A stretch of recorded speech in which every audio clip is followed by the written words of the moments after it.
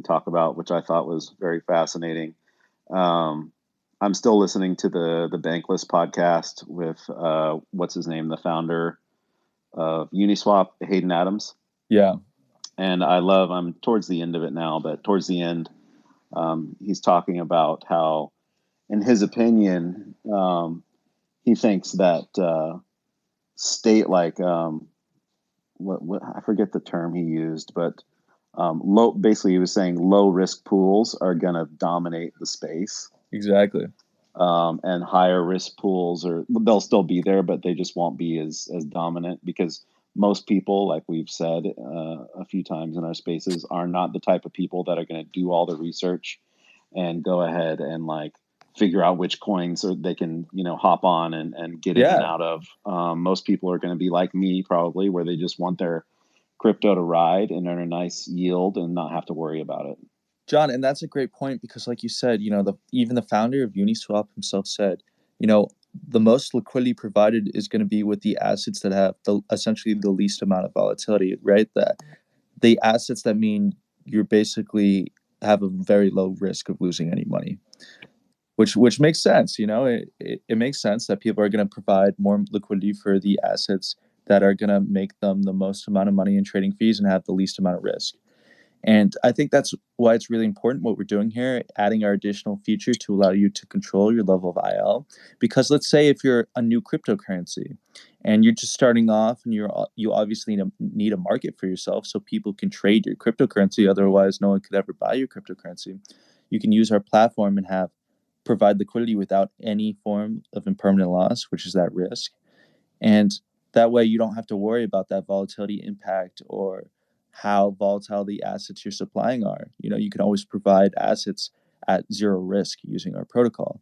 So it gives room for new and emerging cryptocurrencies and all these other protocols a space to really launch their platform.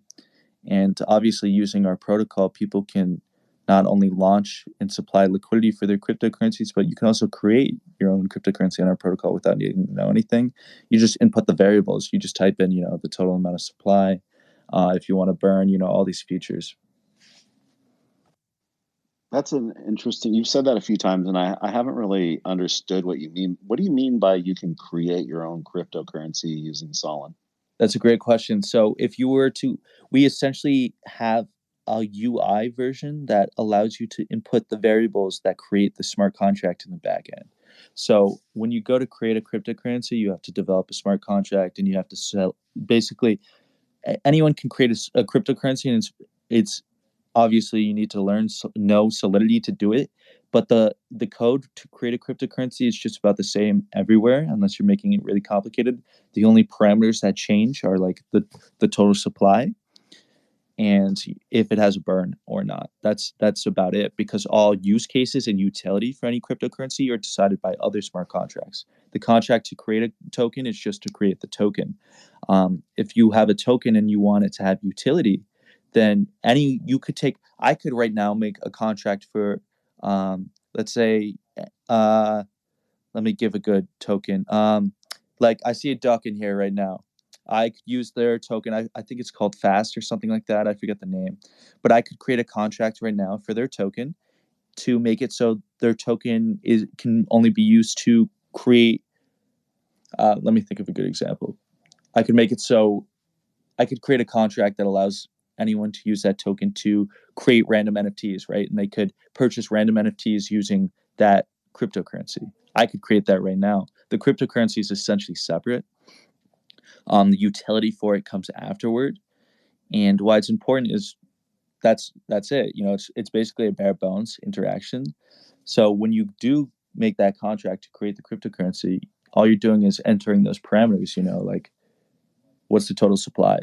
And then a burn or anything like that too, most of that will happen on the other side. When you create a cryptocurrency, all you're really doing is entering that parameter, what's the total supply? And then all utility comes afterward. It's total supply actually and how divisible it is, how many decimal points you can divide it up into, and that's it.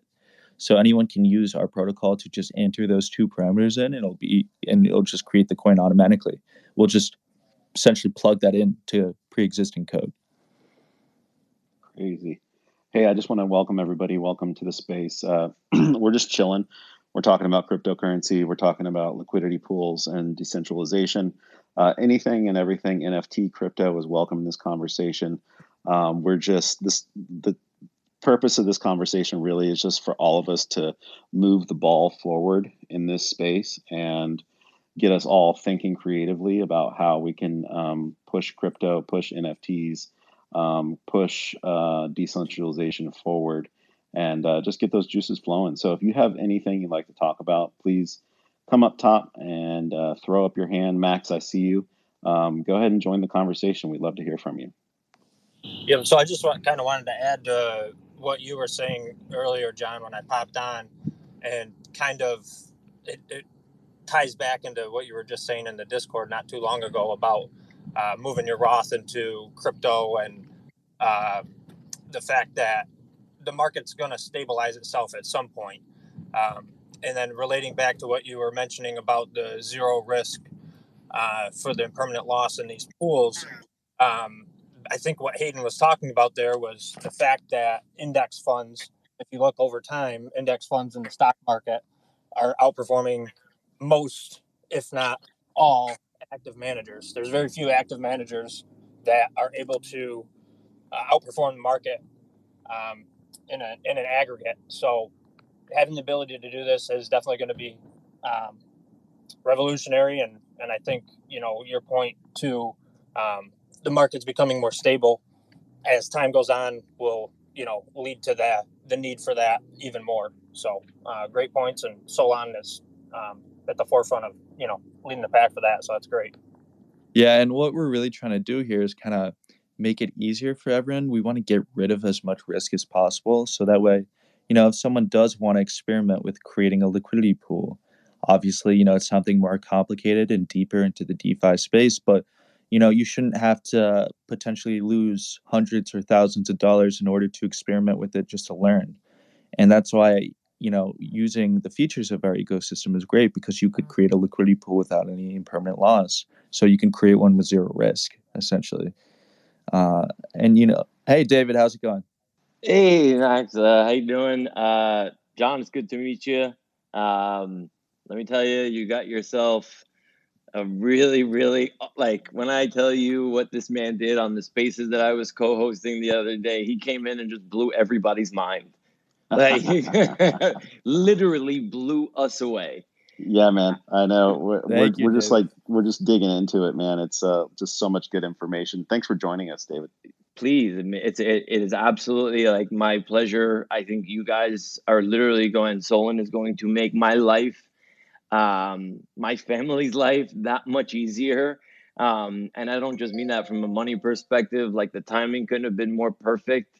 I was telling Max that I'm in the process of having my website built, in Pakistan, because right now I'm running, like, I don't even want to say I'm running a fund. I'm trading for friends and family, and it's getting bigger and bigger by the day. And I'm like, okay, like, I need to, like, this needs to be some sort of entity at this point, or a fund. And when he came on and he started telling everything that we could do, I was like, oh my God, like, I don't need to do anything.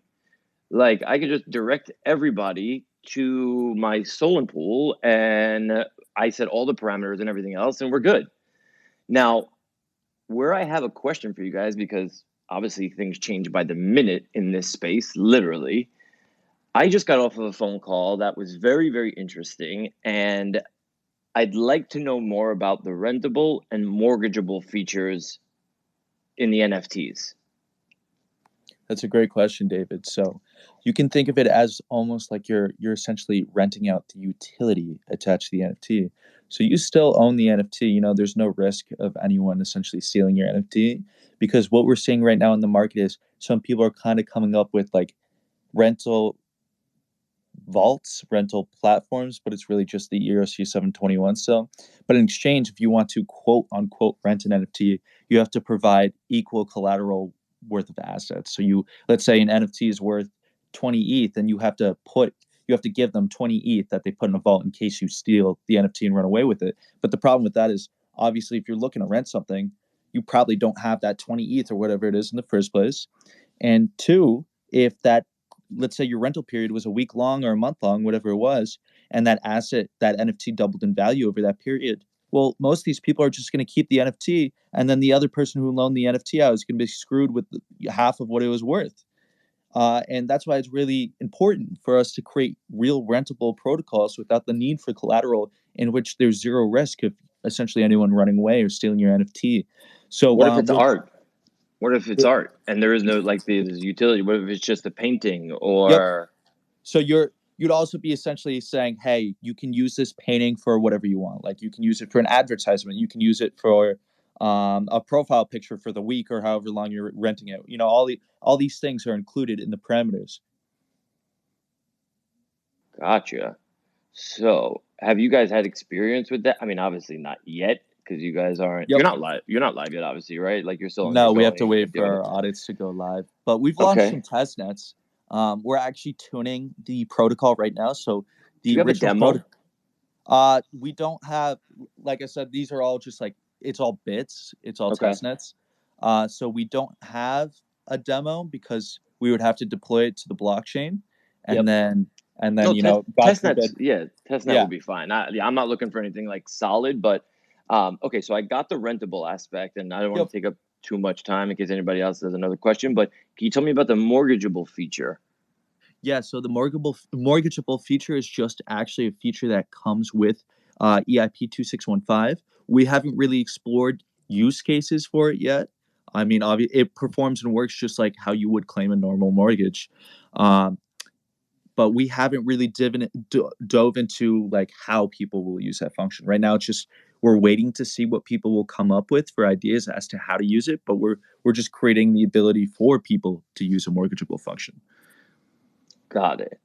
So, and this is the last thing I'll say, like, and we can take this either offline or if people want to hear about this, but the call I just got off of was super interesting. And long of the short is I now have access to an heir of one of the greatest artists ever. And she has no idea. It's not a Guggenheim. It's better than a Guggenheim, but I'm not going to say anything more than that. But right now, what she does is, because she's an heir, she has a ton of artwork. She deals with one person in Switzerland, and she sells the artwork to this person, to this probably an investment banker or whoever, right, in Switzerland, whenever she needs cash because she's a philanthropist, right? What does she need to do in life, really? And she essentially wants to get her, like, and I'm like, this is the perfect opportunity for her to be utilizing an NFT, whereas she doesn't have to give up the ownership of the NFT. And I'm curious, how can I incorporate you guys into this? Because my first thought was fractionalization, but then I'm like, that's a big messy deal. Like, why can't I just, if it's just take a picture and then just sell 10,000 copies of a note that the artist did, per se? You know what I mean? Like, how can your platform help me do that? Yeah, so let's say, so the rentable function is different because obviously that's the whole entire NFT. So in this example, it'd be like, you know, loaning out the Mona Lisa to an art gallery, right? It'd be similar to that. Obviously, you still own the Mona Lisa, but that gallery is paying you to host it there, or you're donating it to be hosted there for a week, a month, blah, blah, blah, whatever it is. If you want to create a platform where you can kind of so if you want to create like copies of the NFT, obviously those would be their own individual NFTs. And then fractional NFTs are really just you own a percent of that whole ERC 721. So it depends on what you're really looking for as the outcome. You know, how you're trying to, are you trying to see if you can essentially keep the artwork but still profit off of it? Essentially, that's going to be my value prop, right? Like, so I'm in the process of writing the email now, and essentially, what I focus right off the call, I'm going to focus on the aspect of royalty and perpetuity, right? Like, if she were to do this, royalty and perpetuity, the ease of sale, she never has to leave home, and the retainment of ownership. Yeah. So I think the rentable platform function do that. Yeah, like I mean, so to answer your question, and I'm sorry to keep interrupting, but I want to use you guys. So however this fits into your platform, like that's what I want to do, because if I don't have to go anywhere else, like it's going to take me 10 years to do research on this, and by that time I'll probably be a dinosaur. Can I just jump in real quick, CJ, and just kind of maybe pose a question, and maybe clarify the way I'm thinking about this? Of course, I love the idea, and I think it's a very important subject for heirs like this, to be able to keep these types of valuable collectibles in their family. I mean, this is incredible. You know, what about Stan Lee's family, or, you know, you name it, it goes all around.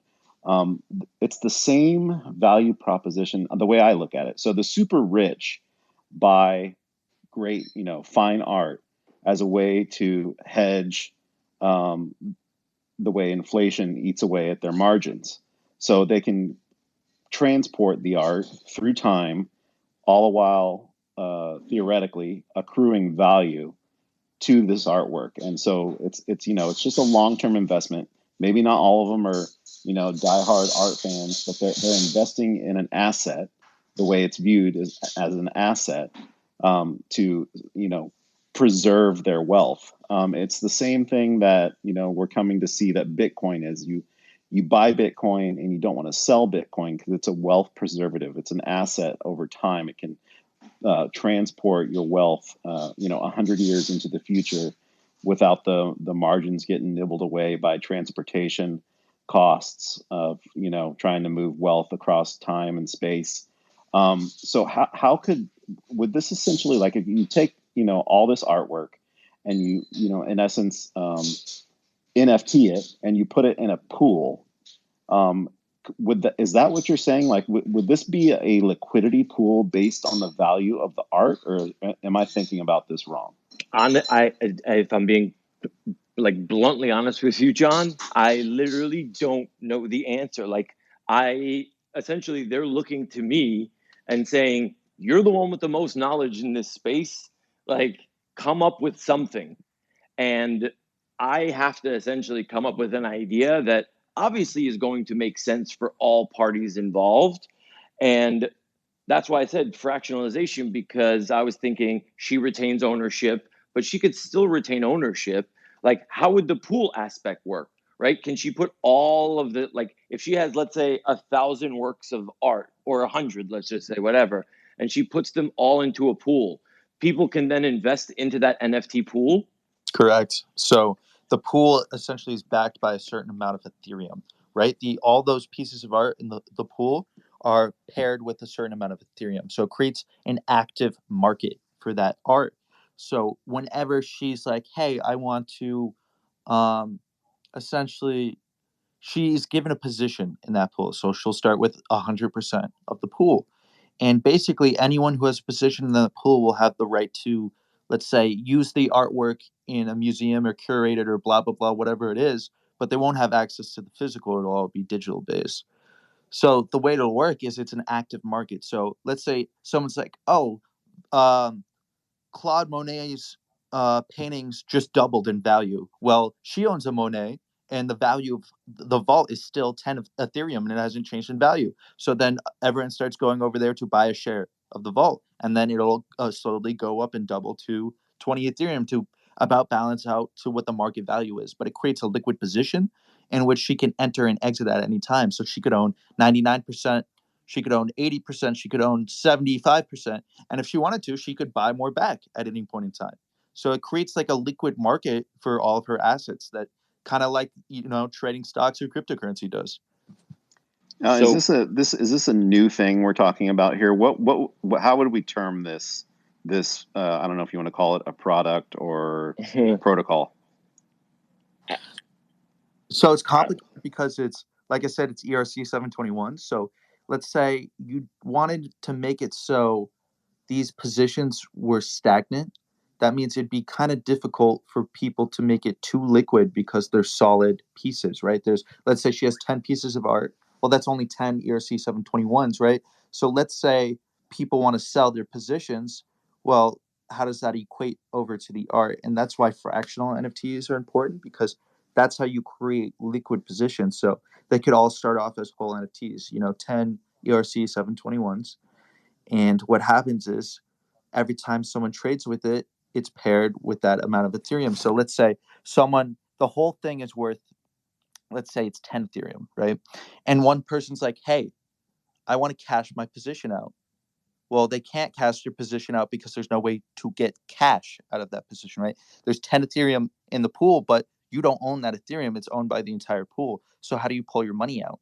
That's why you have to peg it to a liquid asset in ERC20s, which are cryptocurrencies.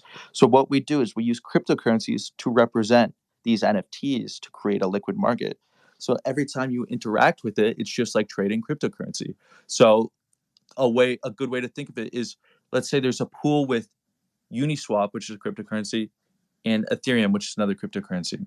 Every time someone's like, hey, I have $500 with Ethereum, well, they want to get something out of it for putting their $500 in, instead of just, because in the regular model, they just own a share of it, right? But that share is not liquid. It's just like owning a piece of real estate, right? It's not a liquid position. If you want to cash out, everyone else is going to be like, well, no offense, but fuck you. You agreed to be in this position. We'll give you half of what you paid for it. Well, this creates a market where it's pegged to the value of it in live time. So when you go to buy that piece of real estate, for example, you can then put it up on the open market and say, hey, this piece of real estate is worth 1,000 Ethereum. And you have your cryptocurrency based position. People can trade with that in live time. So if the value of real estate in that area goes up by 10%, then now there'll be about 1,100 Ethereum in the pool because people will start buying shares of the building. So how does she cash out? Because it has to be pegged to a crypto, right? So Ethereum would obviously be the logical example. Yep. But how does she cash out? Oh, so if she wants to, let's do an easy example, 5149. Okay, let's just say it's one NFT, one, like, let's say, work of art that she's putting in the pool to start, right? She's retaining 51%, she's selling 49% in the pool. So you can buy up to 49%. Like, can that be one person? Can that be multiple people? And like, who assigns it would in my ecosystem, for example, it'd be able to be as many people as possible, but you could cap it at 49%. And the way it would work is they'd be buying cryptocurrencies to represent that NFT, essentially. So they would have, let's say there's a total of 100 Monet tokens for this piece, right? Well, any people could own any number of those 49 tokens, and they can be divisible up to 100 decimal points or whatever you want it to be. But it allows 49 or more people to own 49%. And then they'll get, because they hold that cryptocurrency in their wallet, let's say the art starts making royalties, then those people will make 49% of all the royalties. It'll be automatically sent to their wallet addresses. So how would this woman, let's just throw a name out there. Let's say it's the Picasso estate, and they have 1,000 Picassos, and they would like to keep the artwork in the family, but at the same time earn a steady income off the artwork. So how are they going to skim an income off this pool of artwork? Correct. So I think the pool gives you two options. It gives you an option for upfront cash, and then also the ability to essentially make royalties from the art in the pool. So if you do is it either or? No, it's both. Well, okay.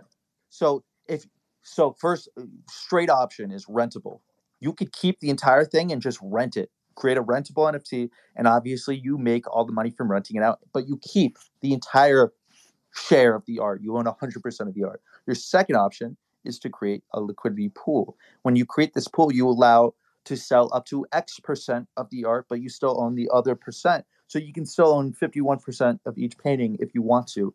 And the reason why people would buy it is from an investment point of view. But on top of that, you can, as a group, all the people in the liquidity pool can agree to rent out that art as an NFT.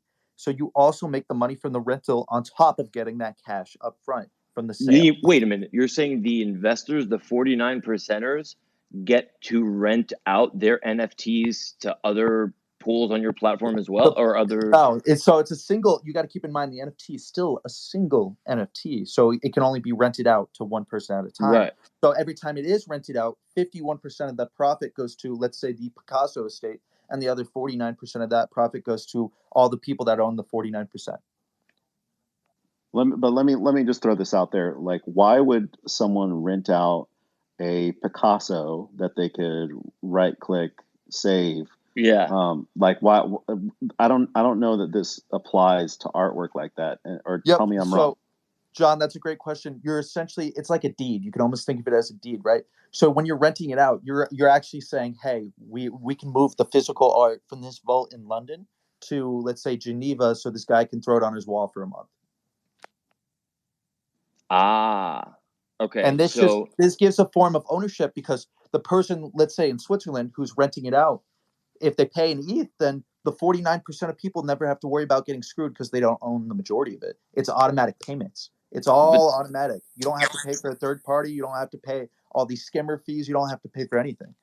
There's also, so there are projects. Oh, hi everyone, by the way. It's thanks for having it be an open mic. I appreciate that. Yeah, welcome up, man. Nice to meet you. Thank you. Appreciate that. Nice to meet you as well. So VFriends is one example of a piece of art or content, an NFT that has like a actual conference tied to it. So I expect actually that there's going to be a lot of people who can't afford a VFriend but want to go to VCon, renting out NFTs from people who have several VFriends and can only go, themselves, right? So that's like right off the bat, an example of renting NFTs that's about to happen. And then I just had this idea in my head. I think that what people are going to start. Oh my God, I'm freezing. By the way, that's why I'm not actually nervous. I'm freezing where I am. But I think what's going to happen is that people are going to have virtual galleries. First of all, I think that everyone's going to have a virtual gallery, just like they have a social media profile. But I think that there's going to be like high profile galleries virtual galleries that people pay like a small ETH fee to visit. They can make like an entire event out of it. So entities who are doing that will probably say, listen, I can rent out like the fucking top 10 Bored Apes, you know what I mean, for like $1 million for 24 hours. And I can get $2 million worth of people who want to like come see it and walk around. And there's like a networking aspect tied to it, whether it's virtual, probably is going to be. Is that Tazon Day from Chocolate Rain in here? Holy shit. I love it. Oh, how's it going, Tazon Day? Yeah, so that's just two examples right off the bat that I can think of where renting NFTs is going to be huge.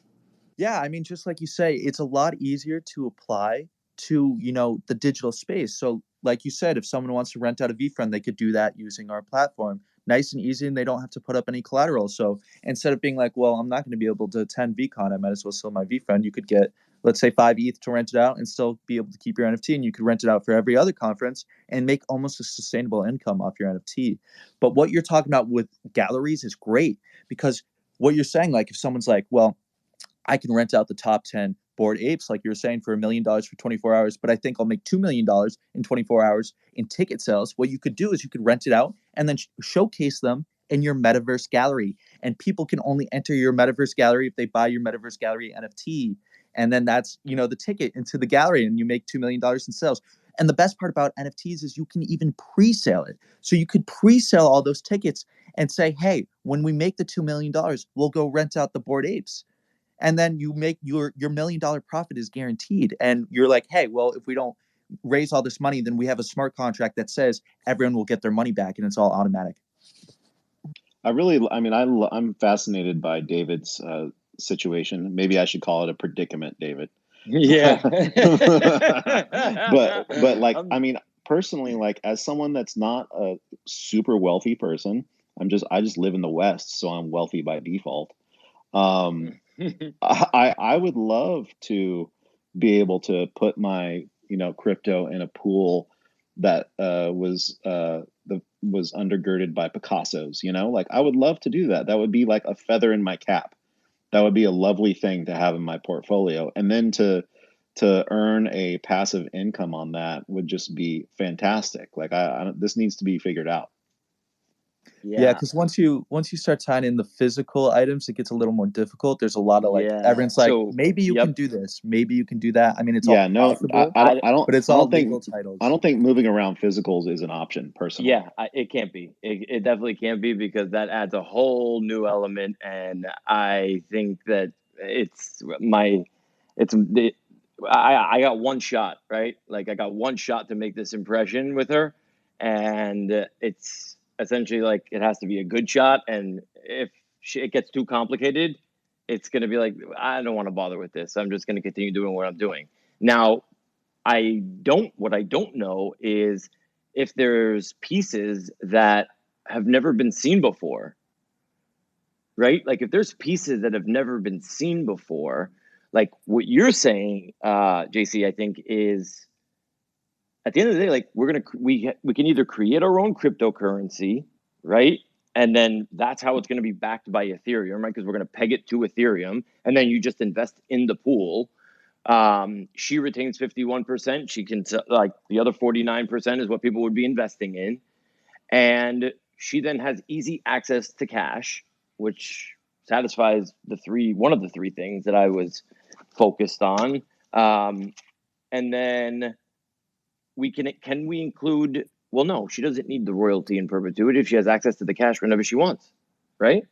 Yeah, and then she doesn't have to sell the entire piece, because obviously before, in her situation, she would have to sell the entire piece of art if she wanted the cash. No one's going to be like, yeah, you can own 51% of this. I'll take 49%. I'll take it 5 months out of the year. You can have it 6 months out of the year. I mean, don't get me wrong, situations like that exist. They are very rare though, and it's also a pain in the ass. And this simplifies all those sorts of interactions. Yeah, So I mean, you could, yeah. you could do like when you do the launch or whatever, the offering, you could offer, maybe the initial token or whatever for the pool, you get some sort of like uniquely created artwork by another artist, like maybe a tribute or something to make those investors feel special, something to make them feel attached to that pool.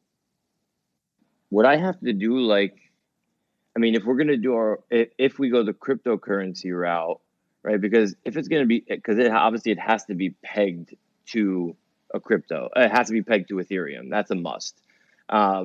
So with that, like, would you guys handle, like, would I need to do some sort of like ICO or IDO or anything like that, or no? No, you wouldn't.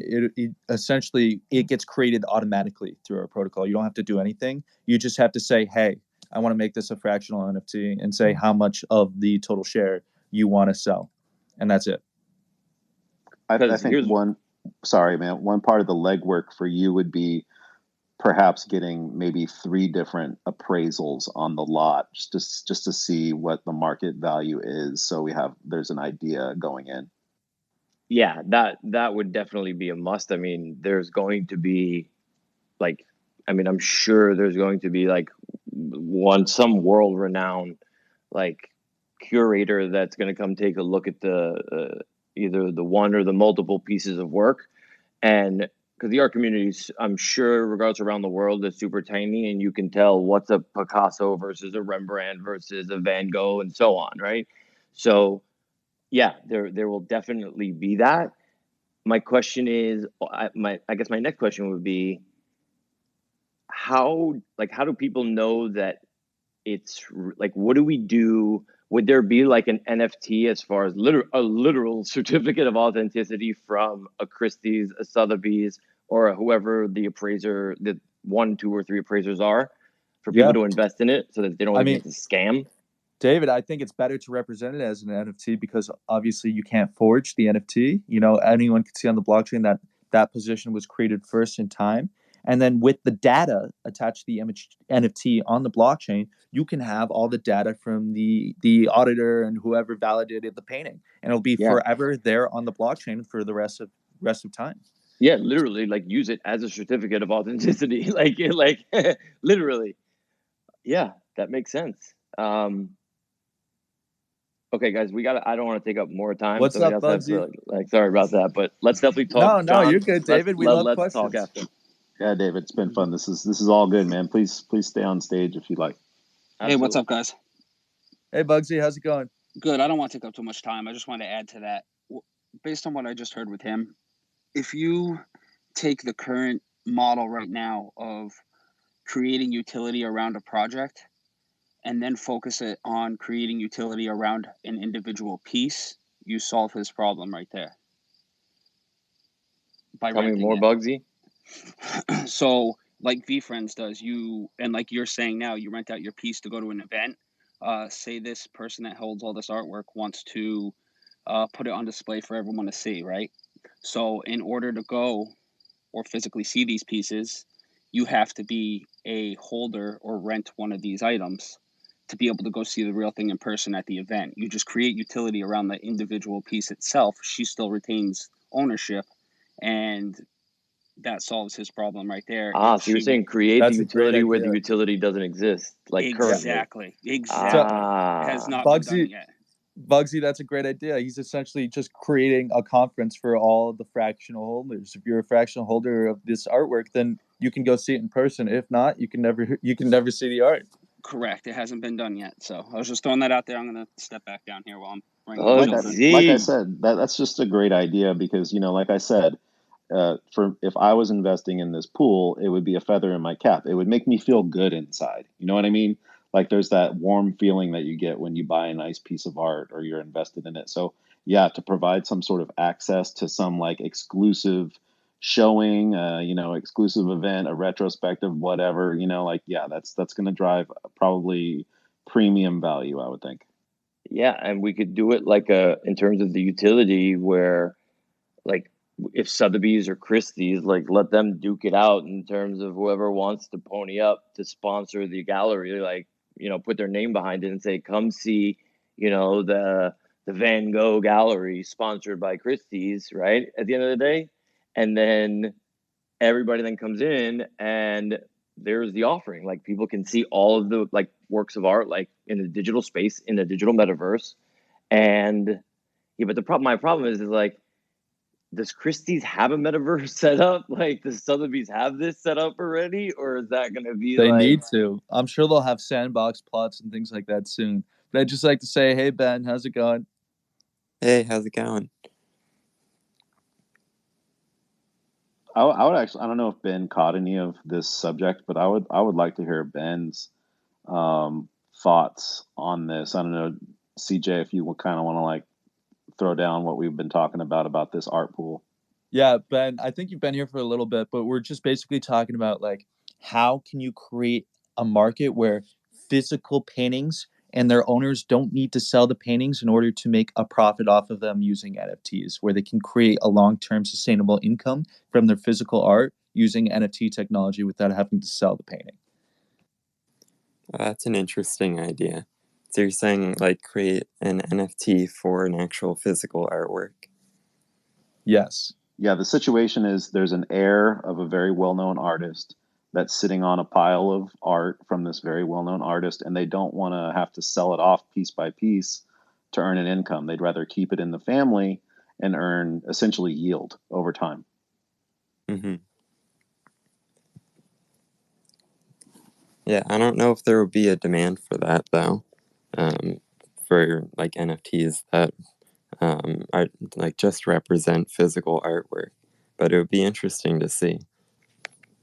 So one thing we're potentially talking about, Ben, is like having this NFT or your fractional representation of the NFT would give you access to see the artwork in person, and only people who own fractional shares or the part of one of the NFTs in the collection could go and view it in real life, kind of like VCon and VFriends.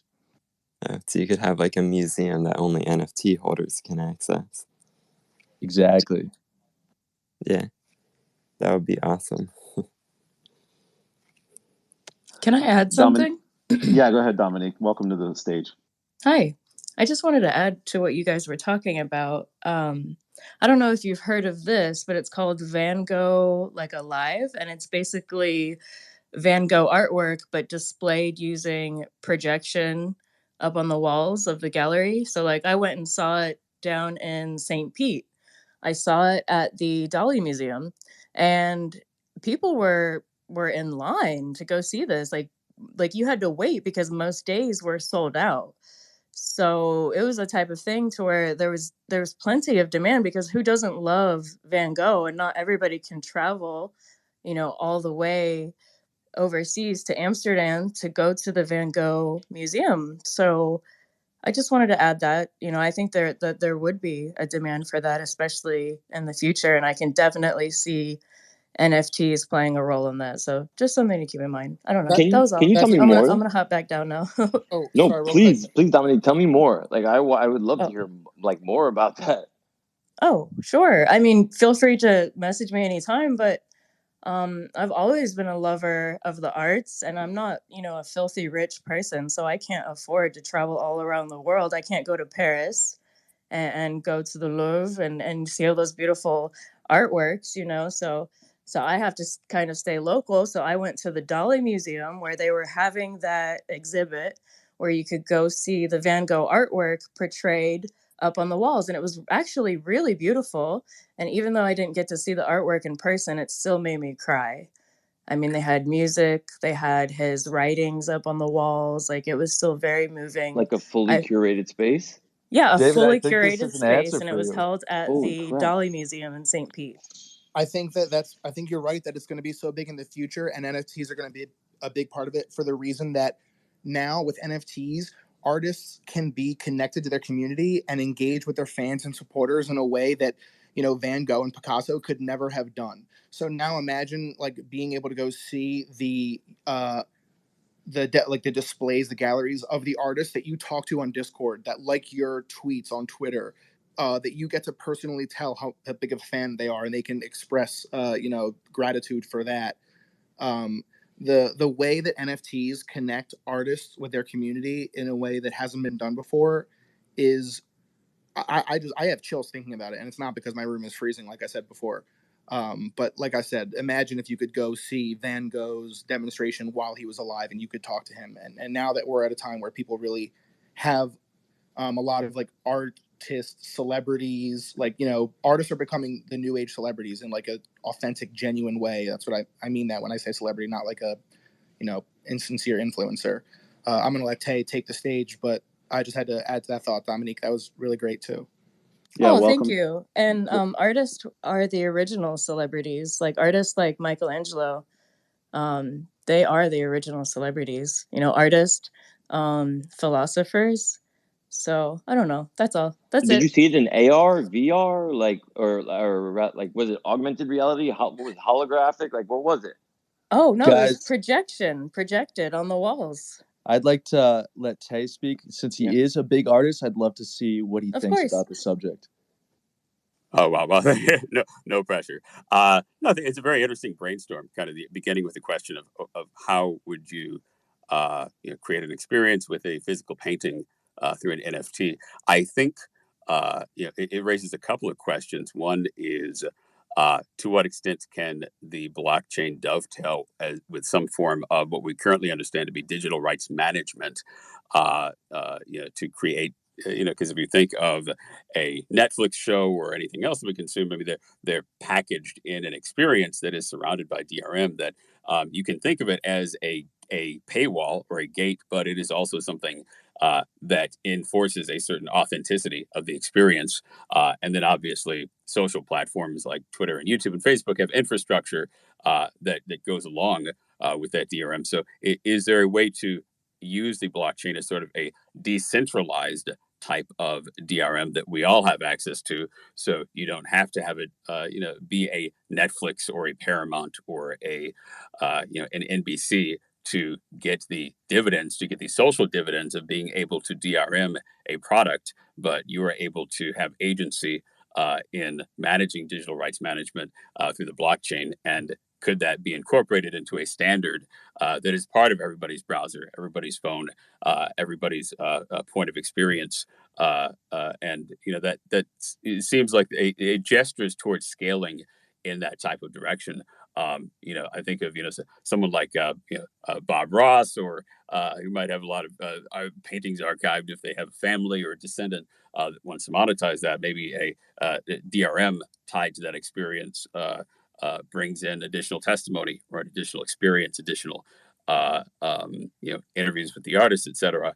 But I also think of a market like sports memorabilia is big. You go to any sports convention, and there are those companies that have, hey, this got signed by Muhammad Ali, this got signed by Michael Jordan, and it's not super pricey stuff. You can get something signed by Muhammad Ali or an ex-president like Nixon, for a couple of thousands of dollars. But is that a type of thing that could also be gestured, or that DRM could gesture towards that. And I think it kind of raises that question: can DRM, digital rights management, be decentralized in a way that embraces a standard and in a way that gives everyday people who don't have access to the infrastructure of a Netflix or a large corporation the agency to monetize scarcity and to create unique experiences? Tay, I think that's a great question and a great point. And I think what we're seeing right now with OpenSea is kind of the beginning of that. You know, we're finally creating a platform where people can be anywhere in the world. Like Dominique was just saying, you know, she can't go and not everyone can just go and fly over and see Van Goghs in person. And now this is like the first real large, big digital art movement because of NFTs, because we have these digital rights. NFTs allows for the creation of digital rights. You know, before we saw plenty of digital art, we saw plenty of digital artists, but digital art didn't really have a ton of value really until the creation of NFTs. You know, that's when we saw, Beeple sell an NFT for $69 million. And it's because of that digital scarcity it creates. It creates digital rights.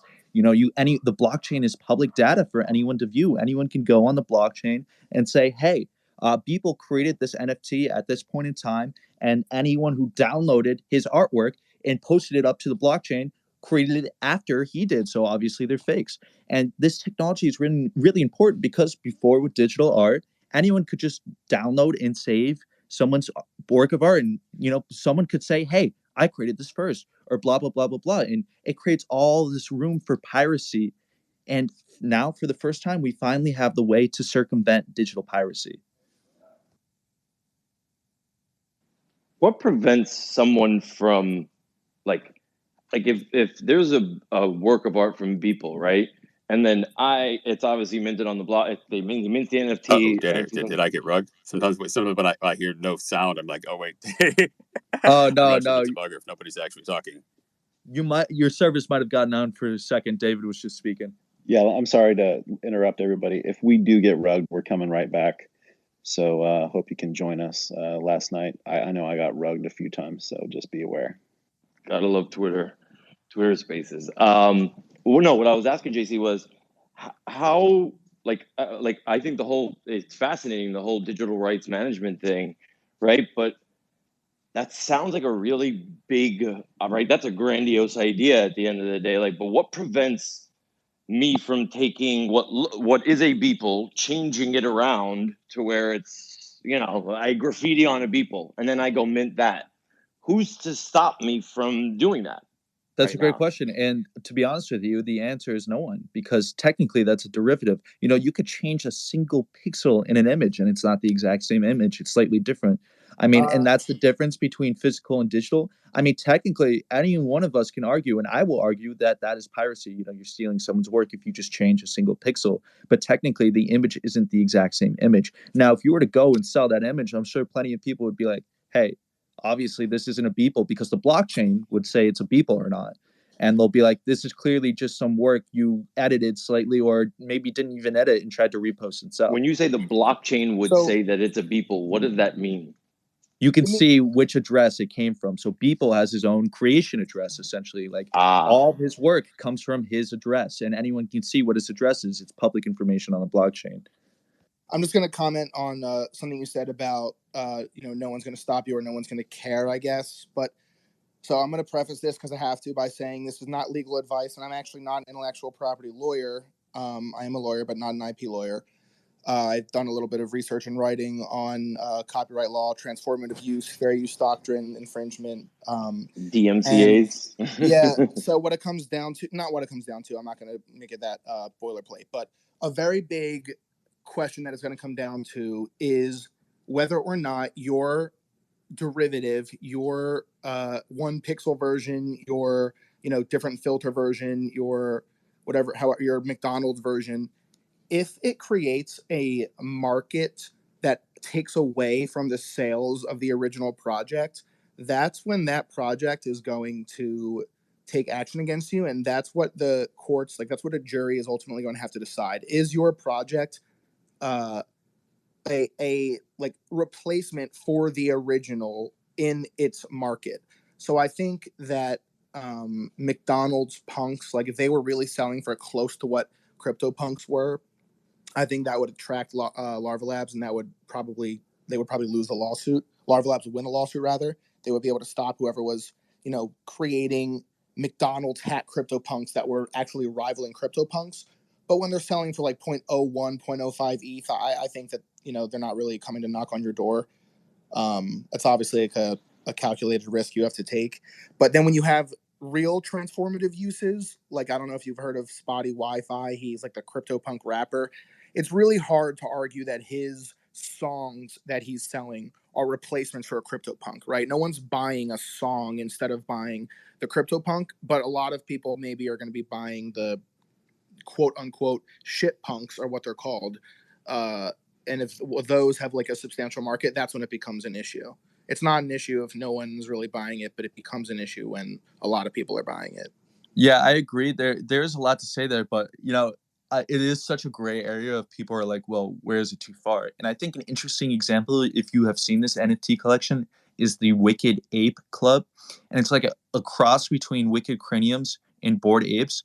But OpenSea actually took away their verification because, like, their logo, for example, is just the Bored Ape Yacht Club logo, and they have, I mean, well over, I think it's over $10 million in trading volume, something ridiculous. They have great art. They're The not reason they got affiliated with Bored unverified- Ape? Oh, They are not affiliated with Bored Apes. I personally, I like their art. I think that's the kind of space where a collection, I would call that maybe not even a derivative collection. I would call that their own unique collection. But they do take a lot of elements from the Bored Ape Yacht Club. Like, they use their traits. They use all their traits from the Bored Ape Yacht Club. Which is why they got the verification taken away. Yes. But I agree, the art's really cool. I think of it more as like a project that pays homage to the Bored Apes. Right. More than That's what I was derivative. saying. Like, wouldn't you feel kind of like, as an artist, it's like they're kind of taking my idea and it's like they're not taking money out of your pocket, right? Like, it's like they weren't going to go buy a CryptoPunk, or rather, like, or maybe like the Bored Ape was just way out of reach. Yeah, I mean, like, and that's a good argument. That's a good counter. Yeah, that's definitely a good point. Like, I would be, in that case, personally, I would be flattered. But while if someone took my personal collection and, let's say, just edited a pixel or two, or like maybe threw a mustache, like, if someone edited a pixel or two, I'd be pissed. If someone threw a mustache on all of them, I'd be kind of like, okay, like, clearly people know this isn't the original collection and it's a derivative. It's not necessarily like a scam collection that's just trying to profit off me. Don't get me wrong, they're trying to profit in an association of the fame of the collection. And that's dilution of the CryptoPunk brand, though. Like, if 80% of Twitter is rocking like a CryptoPunk with a mustache slapped on, or like a mole or something, then then the people who actually that's why Twitter's doing the verification for the NFTs. That's a whole nother story. That's going to be huge. Sorry, dude. I just heard about that last night. It is the craziest thing. Twitter's gonna verify NFTs as profile pictures for everyone in Twitter, which is going to be destroys the right-click save argument. It's actually hilarious. Yeah, I love it. So, can you tell me more about that? Like, well, how is that going to change everything that we know right now in the way we use Twitter? I don't know if it's going to change everything the way we know, but what it does is essentially you will connect your account through like the public address of your wallet, which you'll have to log into through your phone or your internet browser on your computer. And then basically you'll have like a QR code superimposed over your NFT, which you can then upload as your profile picture. And it basically says like, hey, this person went through the blockchain to authenticate the fact that this is their NFT. They didn't right-click save this. And if you want to right-click save it, you can make it your picture. But those who know that, you haven't verified, probably for a reason. So would that have to happen on a decentralized Twitter, or can that happen on Twitter as we know it now on the regular web? I think it's a platform called Wall ID, like Wallet ID. I don't know anything about them other than that was the name that I heard associated with the project, with the endeavor. That's so cool. I mean, I'm sure it's going to be similar to like Collabland and their technology. As I'm sure a lot of you guys know, you use the Collabland bot. You hop in a Discord, you do !join, and it sends you a thing. It just connects to your wallet and it can verify that you have an NFT. And by doing so, it can give you access to like private channels in the Discord, because it'll just auto assign a rank to you if you have that NFT in your wallet. And I assume Twitter will just basically do essentially the same thing, just to say, hey, this Twitter account has this NFT in their wallet, therefore they can make it their profile picture. Guys, this is going to explode the marketplace as if it wasn't already exploding. I mean, we might not all realize it because we're in this space, but I guarantee you there's a huge chunk of Twitter that doesn't even know about NFTs. And all of a sudden they're going to start seeing Twitter accounts with some sort of verification feature, and it's going to get them curious. They're going to click into it and they're going to start learning about it, and they're going to be like, I need one of those. I got to get one of those. And like the collections that are currently highly valued are going to moonshot even more than we've ever imagined, and everything is just going to blow up. I mean, think about it. If you just think about it, it's unavoidable. So I got an interesting question for you guys that I tweeted out recently. If you own a fractional NFT, do you think you have the right to represent it as your profile picture? Obviously, in this scenario, you wouldn't be able to because you don't hold the NFT in your wallet. You just hold the fractional ERC20 to represent the position of that NFT. But if you own a fractional NFT, do you think you have the right to display it as a profile picture? Why wouldn't you? Because isn't that the whole point of these NFTs, like the Bored Ape, is to create communities, to create cultures, to create all these things.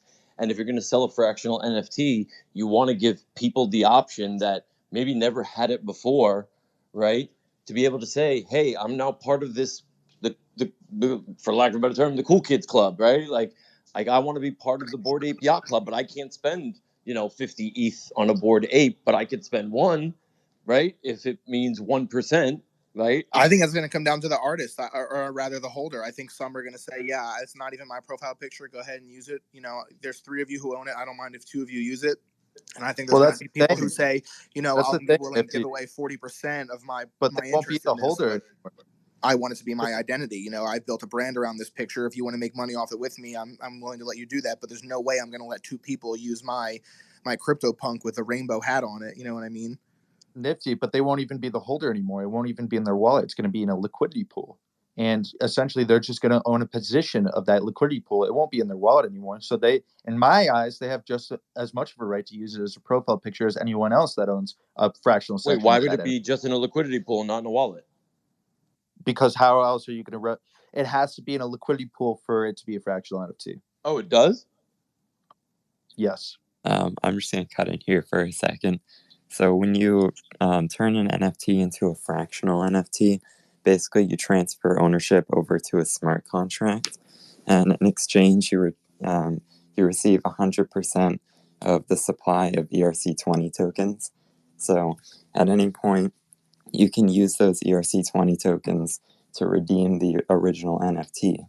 But until you do that, or if you give away those ERC20 tokens to like a liquidity pool or something, then you don't own the original NFT. So you would have to buy back all the tokens if you wanted to redeem the NFT for yourself again. Correct. Now, what about real world scenario where people are fractionalizing ownership in, let's say, a painting or a Babe Ruth rookie card, and they're then selling that, like they're registering them with the SEC or as an actual asset, right? Like a security, right? Because I think that's what I've seen a few companies that are currently doing that, where, hey, you want to be the owner of a Babe Ruth rookie card? We're going to essentially sell you a fraction of the NFT where you can say you're a part owner. It's the same owner. thing though, David, because they're not holding that Babe Ruth rookie card. If you own a fractional share of it, you don't get to hold the card. It's essentially the same thing. I guess I'm trying to wrap my head around that as well. I guess that's sort of is like a given. I should have thought about that, but I feel like for most of the blue chip projects that are out there, no, I'm wrong. I'm not going to think people are totally going to be willing to do this. They're 100% going to, especially when they hold multiple. I just feel like people will. I apologize. I think people. Oh, you're good, Nifty. Come up with a way to work around it, and that's what I think we were talking about before, which is you get an NFT to represent fractional ownership of the actual NFT. So I can keep it in my wallet, but 5 or 100 people have verifiable ownership of it in their own wallets. And you wouldn't get an NFT to represent the position. You'd actually get a cryptocurrency. Ooh, love that.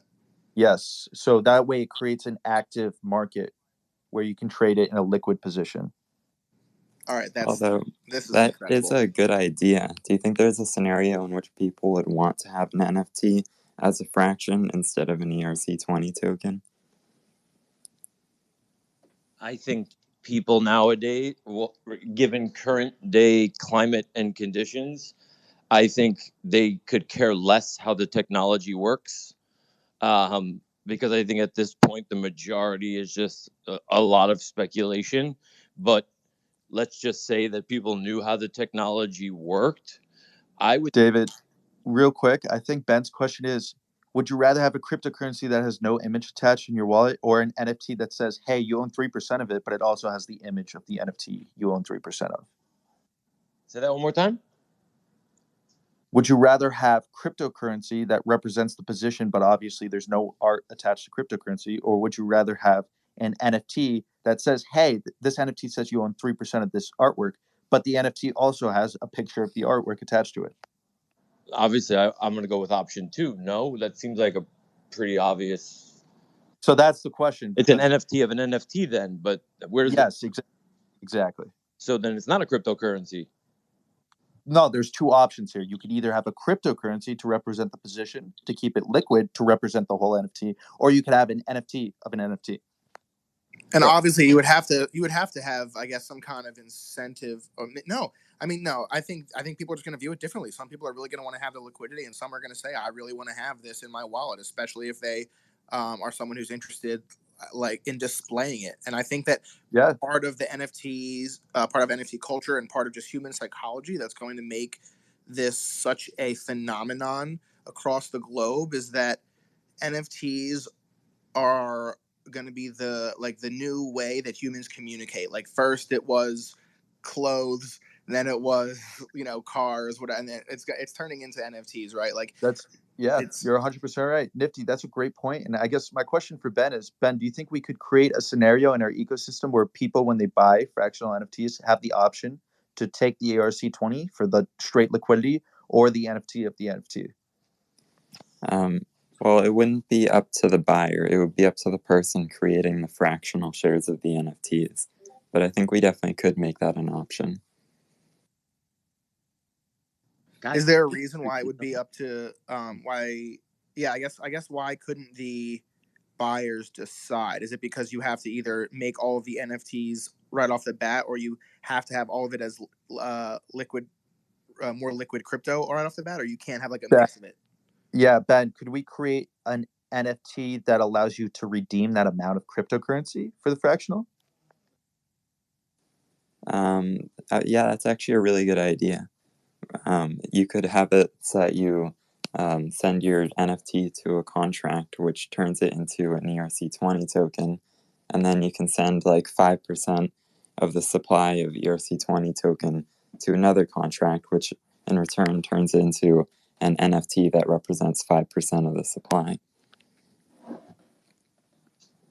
So, wow. Holy. I think my answer to would people rock a PFP that was a fractional is, my answer is absolutely yes. And I think maybe we've determined that. Agree. But I think it's, people are tribal by nature, and you see it in every single NFT project. You see like, hey, Cheetah Gang, or it inevitably happens where people niche out. So to me it's just more niching down, and it's just it's going to be a natural outcome, I think. I think in the States here, but here in the United States, like so I'm a former Wall Street guy. I was a market maker for 10 years. And when you start putting contracts on top of contracts and anything derivative wise is a no-go here. And that is probably the first thing that they're going to crack down on, SEC wise. And it sucks because that's such an innovative thing, but it's almost like, I guess you can kind of, because you can look at it as it's almost like leverage in a way. Do you know what I mean?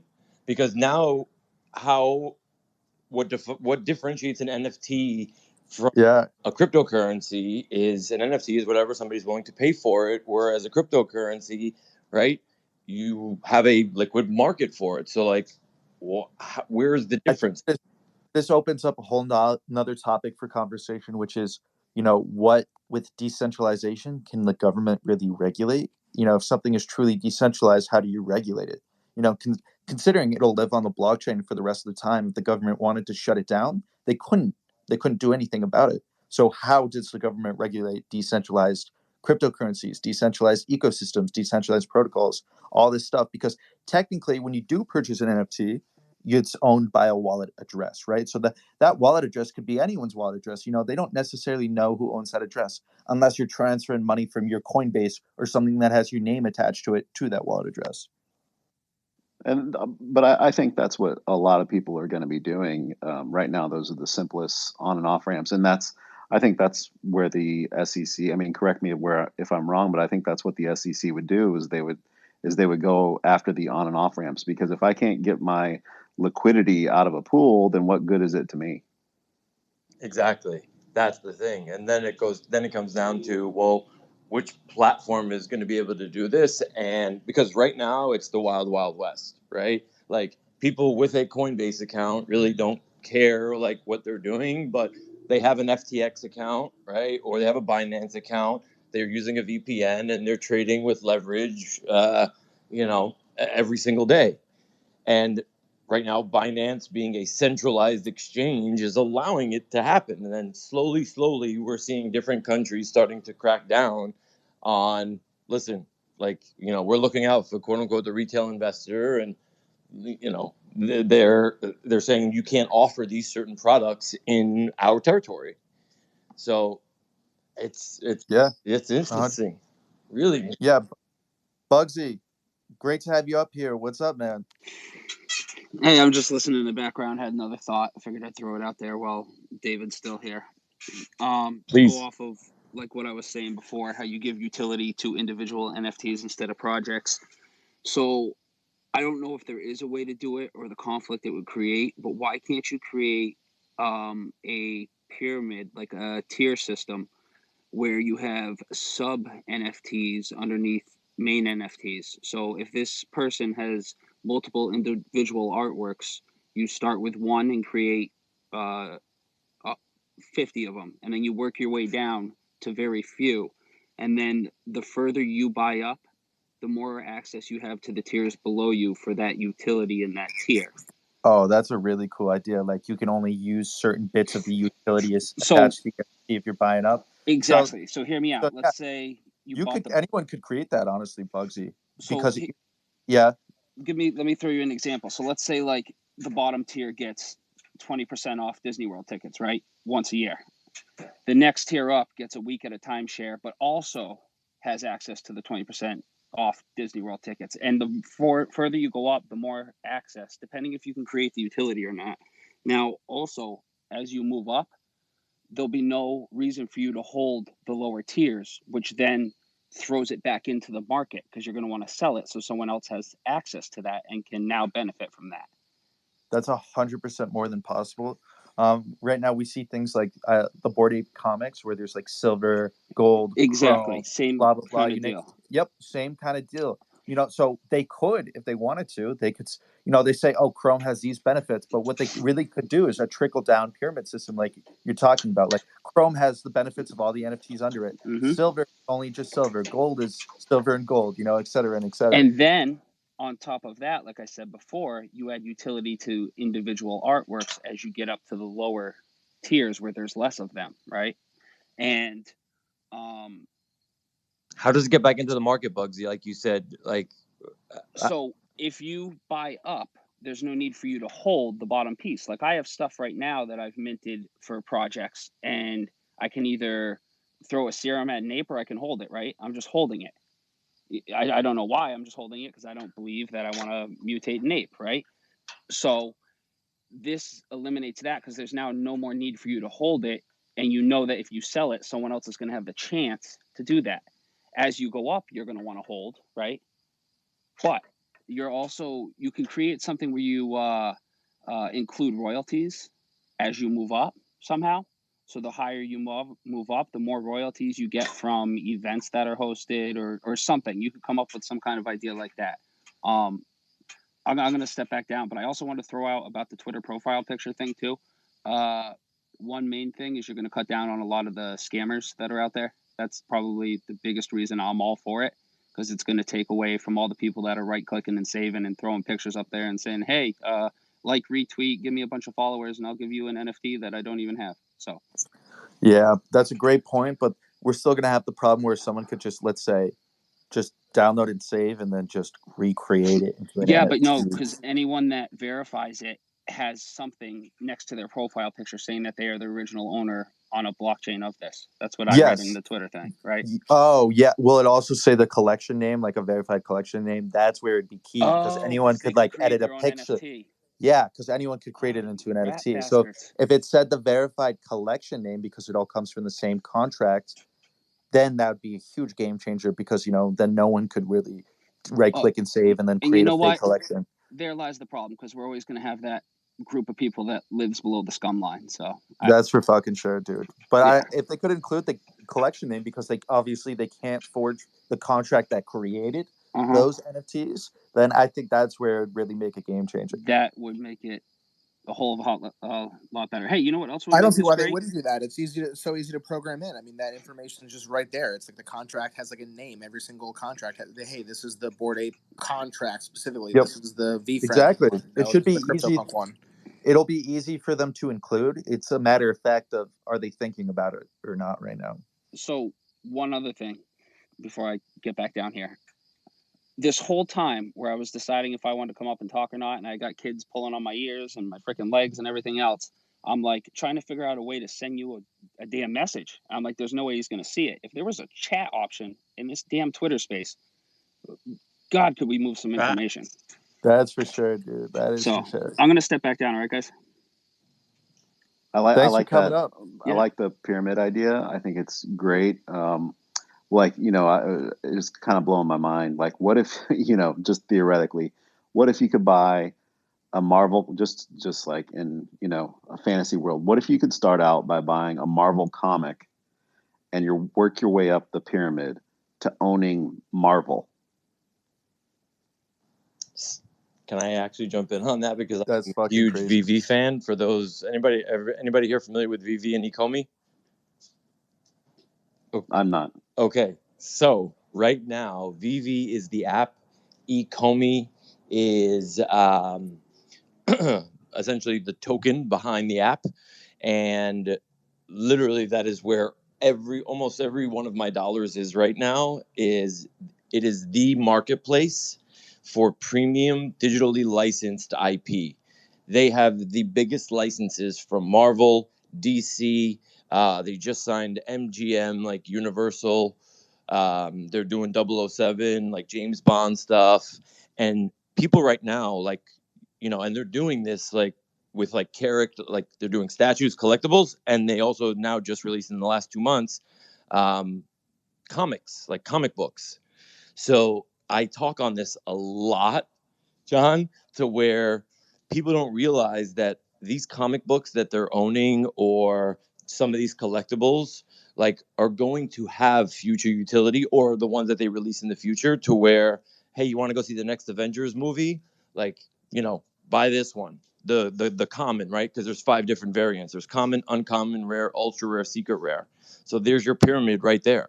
So you own the common, you get to go see, the Avengers movie. You own the common and the uncommon, you get to go see as you go higher and higher, right? And then ultimately, what they're building is the VV-verse.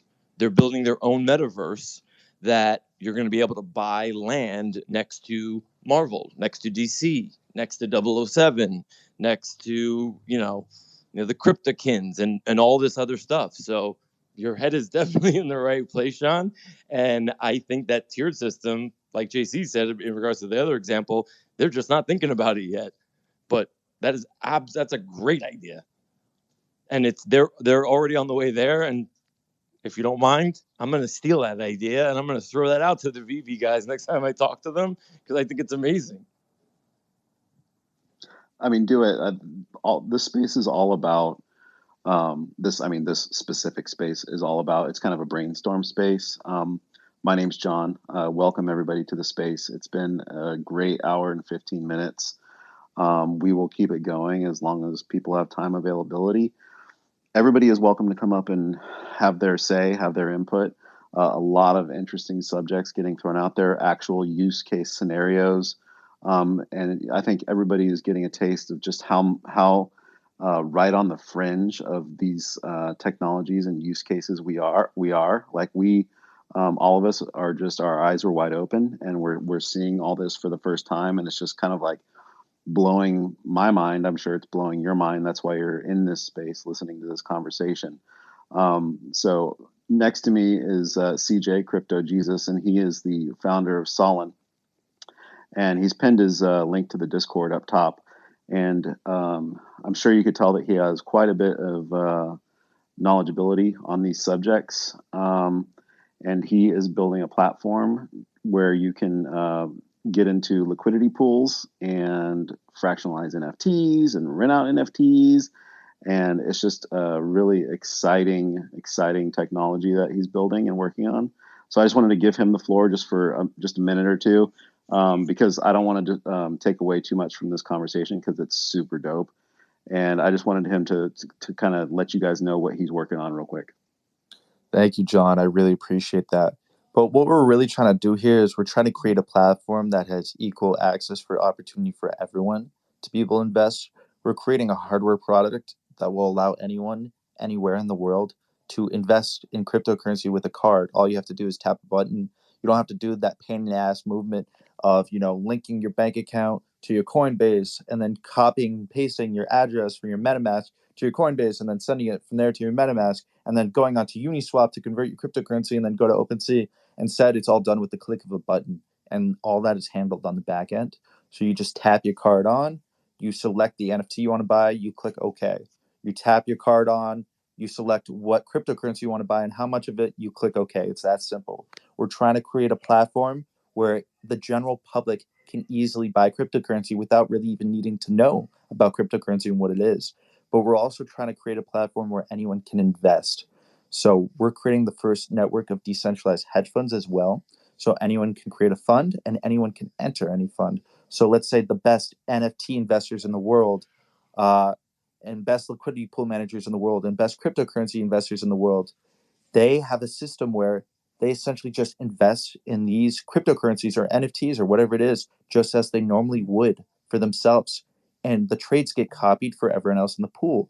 So this creates a situation where not only can they profit off their own funds like they normally would, but they can also make, let's say, 20% off of their users' profits or whatever it is. The user has to agree to that upon entry.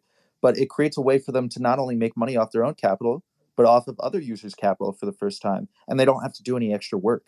They just make their own trades like they normally would. And everything is guaranteed through smart contracts. They don't touch your money. It's all managed through smart contracts. They just select the assets it goes into. And it's all automatic. So it creates a way where people don't need to know little to nothing about cryptocurrency, and they can invest in cryptocurrency and copy essentially the trades as the best investors in the world. And it's a win-win situation because the investors make obviously the money off their own capital plus a little extra off the users, and the users don't need to know anything about cryptocurrency, and they can make essentially the same return that they're making. It's fantastic. I think that everybody could see why we're having the conversation that we're having, because we're kind of like in that discovery phase. A lot of us, myself, absolutely myself. We've been in the space maybe less than a year, and we're just kind of discovering what the possibilities that cryptocurrency and NFTs affords. I myself have never put any liquidity into a pool, but I'm to that point in my kind of journey through this space where I have a little cryptocurrency now. I've traded some NFTs, and it's like, okay, well, what's next? Because once your eyes are opened, there's no going back. Once you've seen Paris, there's no going back to the country. Your eyes are open to the new frontier, and nobody in their right mind would think that digital finances are not the future. Digital property is not the future. I mean, it's the world we already live in. If you're not seeing it, then you're just, almost willfully blind. Um, so if we do get rugged, like I said before, we're going to come right back because this is just a fascinating conversation. The floor is open to anybody that wants to come up, ask any questions, pose any problems, any fresh ideas for use cases. We'd love to hear it. So for my fund, JC, right, that I'm looking to start, I'm thinking like I was about to, register like in the real world, like here. How does it work with, because if I have a debt, like, if a fund gets started, do I need a legal entity like outside, or do I have, would the DAO cover? Like, this is where I So confused. this is somewhat of a gray area, but it's essentially like you're just investing cryptocurrency on your own, right? Because you're not holding or managing anyone else's money, and that's where when you create a fund, you have all this legal jargon because they want to make sure essentially you can't scam anyone or take people's money and run off to the Bahamas, right? That's the main concern there. And this creates a system where anyone can create a fund. It's really just in your wallet address that's attached to it that says you're the manager, your wallet address. So you could, for example, David, you could create a cryptocurrency wallet that isn't attached to anything that manages this pool. So in theory, no one would know who the pool manager is, or obviously we're going to have a section of validated pool managers who we know who they are. They're reliable people. They're the industry best. But in theory, someone could go create a wallet and then go open up a Solon pool. And if the pool is doing really well, then a bunch of people will enter this pool and make trades along with them. And they could take 20% of all the users' profits. And, obviously the right thing to do here is to obviously report your taxes and everything. So we're actually looking to partner with someone right now that is in AI tax manager, decentralized. Basically, all you do is you connect your wallet and it'll tell you how much you owe in taxes, which is really cool. It's completely decentralized, and we're working on that right now. But yeah, I mean, That's going to be revolutionary. But yeah, I know. I will say, and I'm not giving legal advice to anybody, and every state's different. And but I will say, if you are handling money for anybody other than yourself, you are opening yourself up to a lot of liability with a lot of agencies and probably civil. So I think that I would, again, this is not legal advice, but people really need to understand that you will need legal vehicles, companies, whatever kind of corporate structure it's going to have depends on who you're getting involved with and what you plan on doing. But when you call it a fund, real quick, you're not managing anyone else's money. You don't control their money. It's all controlled through smart contracts. They're copying your trades. That's all that's going on here. It essentially directs it in the same direction that the manager is in. So They I'm don't managing touch it it. without managing it, essentially. So Exactly. okay, so you're not telling anybody, hey, this is my investment fund, and you put money in, and these are the projects we're going to invest in, and when they sell, you get your proportional value back. What's going on here is you're Copycat investing. trade.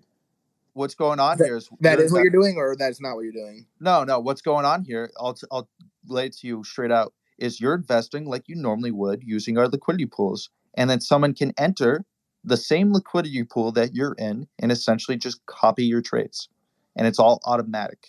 They automatically copy your trades on the blockchain, and in exchange for being able to copy your trades, the guy who created that pool can have a percent cut of user profit. And then I just file taxes as if it's like whatever cut, like Like an however the income, taxes yeah. created, but it's just for Yep. me or my Exactly. entity. Yep. I think that's fascinating. Okay. Honestly, I'm not going to comment on whether or not there's like any liability for that, because that's an area. This is just so unique and so just beyond what people have been, litigating and like regulating previously. So it's really hard to predict. But I started a Discord server for attorneys who are interested in the blockchain, NFTs, crypto. We recently passed like 50 members, 60 members across like several countries.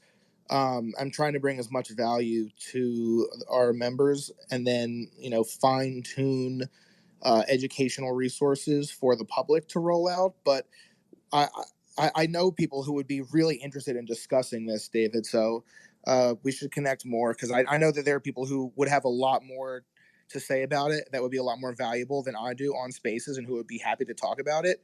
This is just really interesting to me. But I know for a fact that if you're doing a fund in the traditional sense, where you're taking money from people and telling them they're going to make money off of you, you have a lot Yeah, you have like a I lot to had worry that. about. Trust me, Right. JC, like I thought the whole legal process through, in terms of like they were gonna, like everyone was going to sign waivers saying these are extremely speculative investments. Like there is the ability for complete and total impermanent loss. Like your investment can go to zero. Like, And I think that people, there really is a desire, or there's going to be a market rather, for people who don't want to do any research on the blockchain, on NFTs. They just say, wow, I see a lot of people making money on this, maybe I should put some in. And I correct. think that what I was talking about and ever thought about first was, one centralized, really a centralized version, where this is the fund and these are the fund managers and these are the persons making the trades. But I love the fund that you're talking about, where, hey, this is just an investor you happen to believe in. You don't have to know anything about a single project, but if And you if you can believe manage this person impermanent make money off loss. of it. Like JC did mention that one. Like that was the kick. That was the kicker for me, where he left us. We were on a Twitter Spaces with, I don't know, 300-400 people, and he left us speechless. Where he was like, you can literally put your impermanent loss like at 100%, so that you are never going to like nothing. You'll never get like rug pulled. So JC, talk about that, because that's what got. You will never experience impermanent loss. You consider it 100% mitigation, and you'll never experience impermanent loss. Now, don't get me wrong. You'll receive a lot less annual percent return in trading fees than you would if you had, let's say, the full spectrum of impermanent loss, which is where you'd get the maximum amount in trading fees. But, there's no risk in losing money on the underlying assets because of volatility. Zero risk at all. So it's just like you're holding those cryptocurrencies and those assets outright like you normally would in your wallet. But on top of that, you make a small additional annual percent return on top of the money you make off the cryptocurrencies. And to give you guys a scope, like I was going to start a fund, because my whole thing was I wanted to bring cryptocurrency and the knowledge, like I wanted to help fill the knowledge gap, right? So the investment part was just the beginning, because if you make somebody a 10 to 15% return in a month, they're going to let you babysit their kids, right? At the end of the day, like on a Sunday. So as long as they're coming, they're going to refer more people. And I was going to essentially start creating content to really start educating people on really what the blockchain is and everything else. But when you really think about like what JC is saying and what Solon is offering, like it simplifies. I mean, when I say everything, back office work, no more. Like there is no more of, like there's none of that. Like everyone enters in at their own, like, because the majority of the people that were going to come to me, I was, just so you know, I was taking 30% with a 2% management fee. I was doing 30 and 2, and people were like, no problem. But the barrier to entry was $2,500, and that was the biggest deal for me, because prior and previously, like I raised money for a lot of different types of funds, and unless you're an accredited investor, you got $50,000 or $100,000 lying around, and you're an accredited investor, meaning you have a net worth of $1 million or more, excluding your home, you can't do this. Like you can't get involved in this fund. Right now, those rules don't exist, and I want, like, being that I truly believe this is going to be the biggest transfer of generational wealth in our lifetime. Like I want to be able to bring that to my parents who are immigrants who don't have a 401k or an IRA or any of that stuff. So there's so many people out there that could benefit from like what's going on. And if I have the skill set and the tools to be able to trade and invest, and I'm not up 817% on the year since February for no reason, right? So they're okay with me taking 30% every single month. Do you know what I mean? But this is going to simplify everything. I'm literally thinking, like, why do I even have what do I need the website for now? Now it's just going to be the content side. So, like, to me, this is really a no-brainer. But JC, John, I want to say thank you very much. I got to jump off, but I really would like to talk further with you guys about what I initially brought up in terms of the art and how we can maybe make that work. So if you guys are open to it after the Spaces or tomorrow, whatever, I'd really appreciate it. 100%, David. And I think we could even turn that into another space. People just love hearing about it. But thank you for hyping up our protocol. I really appreciate you. And it's going to be great to see your pool in our fund. I'm sure everyone's going to love the pool. Dude, I'm telling you, man, like it's gonna. This is a game changer. Yeah, you'll be one of our validated pools, probably one of the first. Oh, I can't wait, man. I'm super excited. I'm stoked. All right. Thank you, you, guys. David. Thank you, David. And thanks everybody for the ideas. Really, I appreciate it. JC, if you could just like touch on the NFT sale that's happening on Tuesday and what the NFTs are, what they represent, their use case in the future, and then what the profits are for. Thank you, John. So right now, guys, just to let you all know, so that protocol I was talking about with, the funds anyone can enter and the rentable NFTs and the decentralized version of OpenSea, what's going on right now is we're actually selling 2,186 artificial intelligence based liquid NFTs. I'll post one up here in a second. But with each one of these NFTs comes with a random percent of 5% of the total supply of our cryptocurrency. So this is kind of like a initial coin offering almost, but decentralized. The reason why we're selling these NFTs is because we're trying to raise funds to do what's known as a smart contract audit. And a smart contract audit is important because a third party company will come in that has done audits for companies like Uniswap and Balancer, multi-million and billion-dollar companies, to say, not only does our code do what we say it does, so we're not full of shit, but it's secure, so you don't have to worry about losing your money when interacting with our protocol, from loopholes and hackers and all these other things. So that's why this audit is really important. So we wanted to keep our cryptocurrency and our protocol 100% decentralized. So we tried to come up with a way where we could raise money without taking money from people. And we're like, why not do an NFT sale? Everyone loves NFTs. We love the community behind the NFTs. And we thought it'd be a really cool way to build a nice, solid base community for our cryptocurrency. So each one of these NFTs will come with a random percent of 5% of the cryptocurrency, which you'll be able to claim after our audit is completed. They'll also give you access to a private liquidity pool managed by the team. So you can only put your money into this pool if you have one of the NFTs. And if you have more than one, you can rent out that NFT so other people can enter the pool. But basically, the pool will be managed by the team's top researchers, and we will select the best cryptocurrencies and assets and weights we think and NFTs for your capital. So you can put your money in there, and then it'll automatically be invested into these assets. It also comes with access to in-person events. We're going to have a few Solon in-person events. For the rest of the time, it'll give you access to Solon in-person events. So we'd like to have a launch day party in person and a few other things. And then on top of that, we're also going to build the world's first decentralized cryptocurrency stock market and marketplace in the metaverse.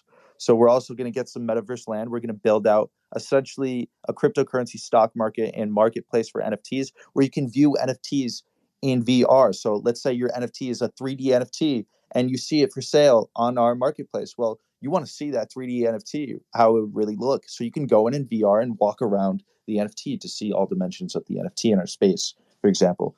And this will also give you access to, we're going to have a special Solon Bool. The people who buy our NFTs are called the Bool.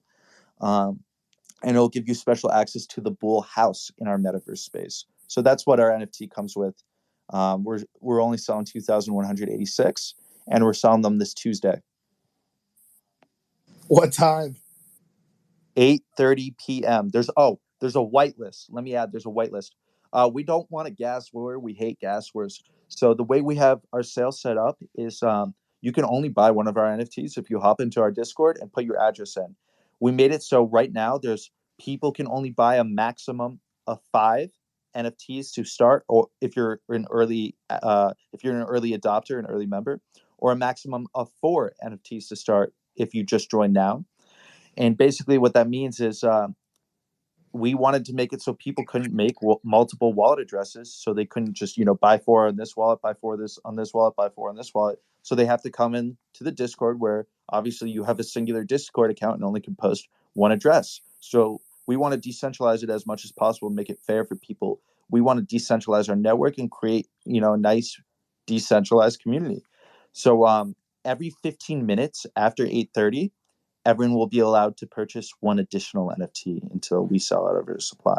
So at 8:30, the whitelist can buy 4 NFTs, early adapters can buy 5. At 8:45, whitelist can buy 5, or one additional one if they've already hit the max, and early adapters can buy one additional one. Now the pricing is 0.06 Ethereum for one NFT. If you This is per person.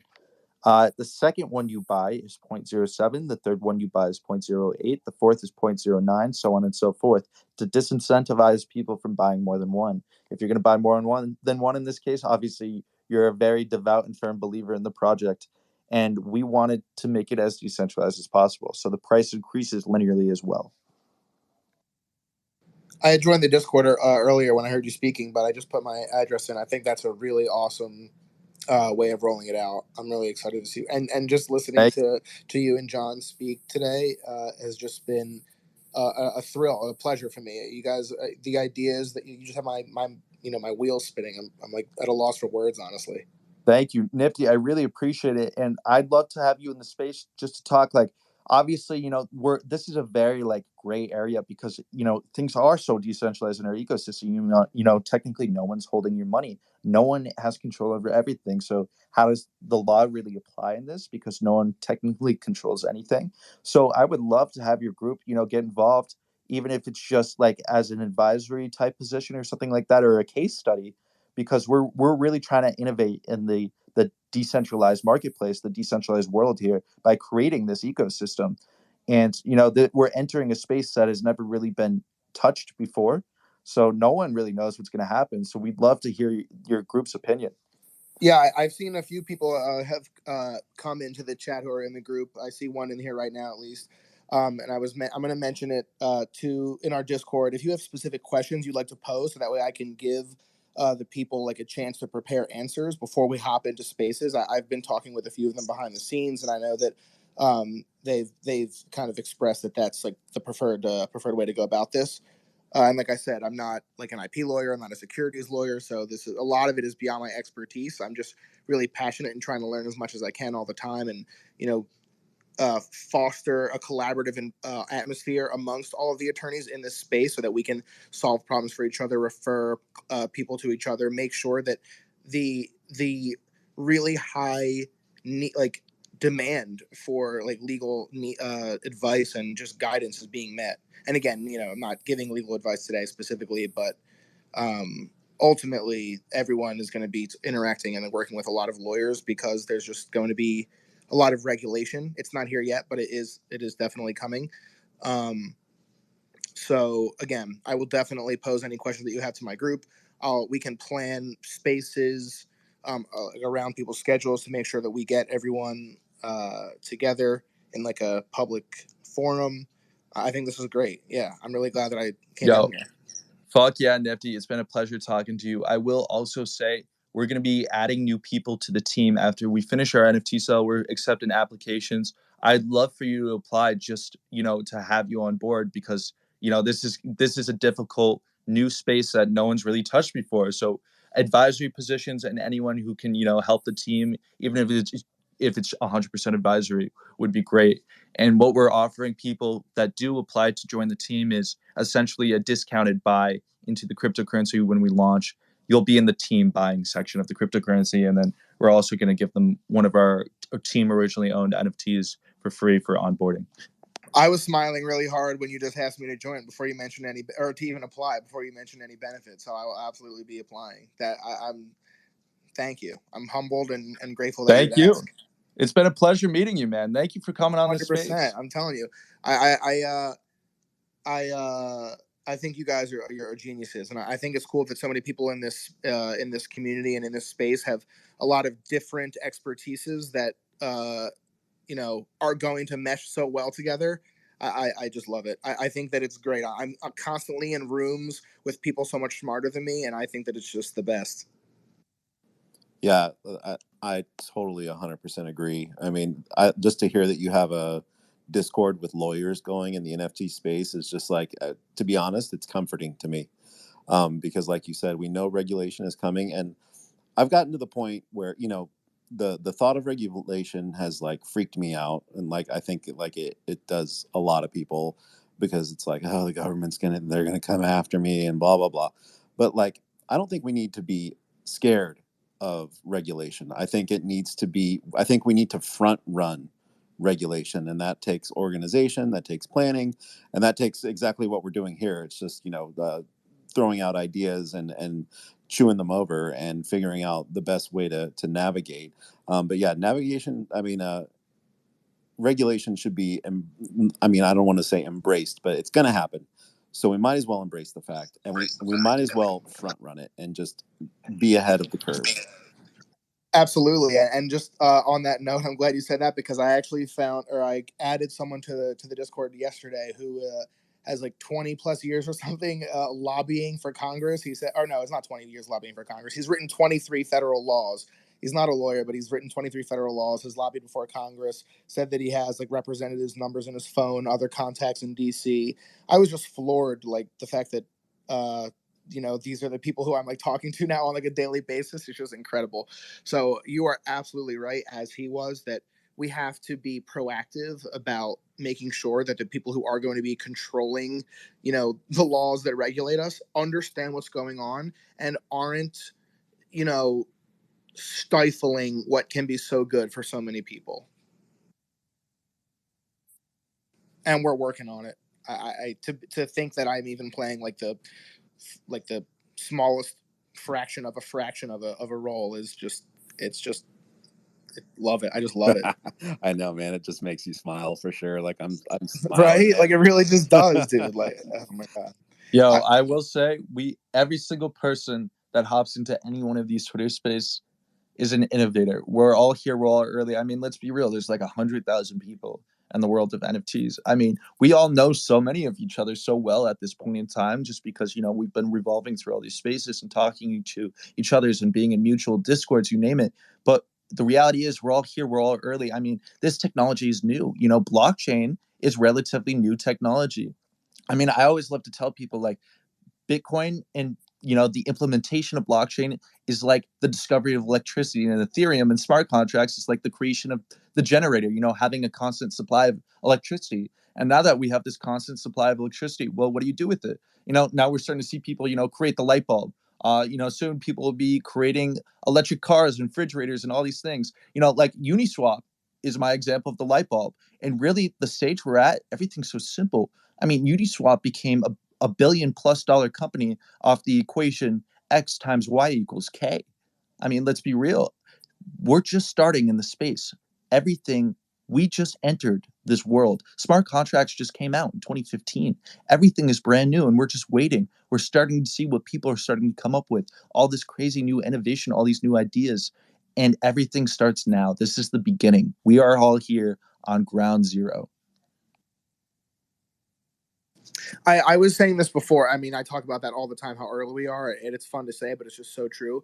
I mean, really think about what life will be like when 1 out of 10 people that you run into or bump into in the market or in your family, whatever, understands NFTs.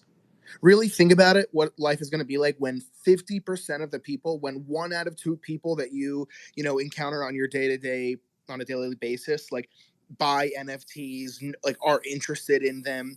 Now imagine what it's going to be like when 90% of people have a crypto wallet, probably have like at least one NFT, whether, even if it's like because their NFT is their entrance to a restaurant club, which is already happening in New York City. That restaurant already exists. You know what I mean? So the world is going to change so rapidly in such cool ways that we can't even fathom it. But we're already like imagining so many cool use cases for NFTs right now that I like to think about this. This is an analogy that I've heard. It took us 60 years to go from making the airplane to landing on the moon. Okay, so like imagine what's going to happen with NFTs. Technology is exponentially that is for fucking sure, man. Progressive. I'm just so excited to be here. I feel like the luckiest person alive to be in this space right now, to be passionate about cryptocurrencies and NFTs. I mean, as weird as it sounds, like I am somewhat thankful that the pandemic happened because it accelerated this adoption into cryptocurrency and NFTs. And if this didn't happen, I'd be stuck like doing my shit, majoring in computer and electrical engineering, and honestly trying to convince myself what I was doing for the rest of my life I was going to be okay with, that I liked it. But the reality is I hated doing what I was doing. And because all this happened, because I got involved with cryptocurrency again, I realized what I really love to do. I really realized what I was passionate about.